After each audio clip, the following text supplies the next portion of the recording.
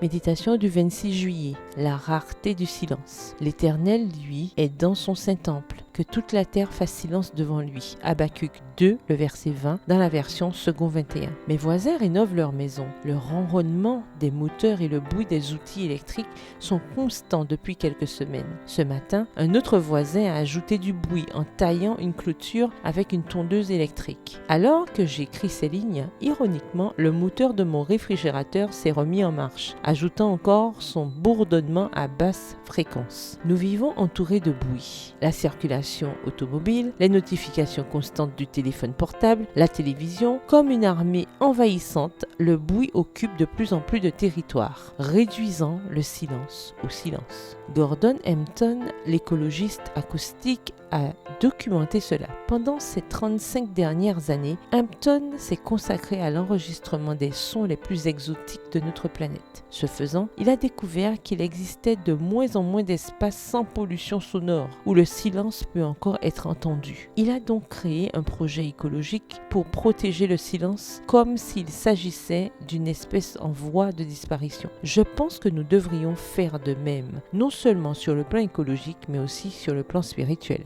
La Bible nous dit « Arrêtez et sachez que je suis Dieu » Psaume 46, verset 11, dans la version Nouvelle Bible Seconde. Pour entendre sa voix, nous devons réadapter nos oreilles au silence. Comment entendrons-nous les murmures tranquilles de Dieu si nous ne faisons pas taire le bruit dans nos vies, les tâches, les gens, le bombardement constant d'informations et de divertissements? Nous devons veiller à planter et à protéger une oasis de silence dans la routine de nos vies. J'ai une amie qui est une mère et une épouse très occupée. Cependant, toute la famille sait que lorsqu'elle est assise dans son coin, elle ne doit pas être interrompue. C'est son moment de silence. Défendez vos moments de silence avec Dieu contre toutes les distractions, même les bonnes choses. Rappelez-vous les paroles du roi David. Oui, c'est vers Dieu que mon âme se tourne en silence. De lui vient mon salut. Oui, c'est lui mon rocher et mon salut, ma forteresse. Je ne chancellerai guère.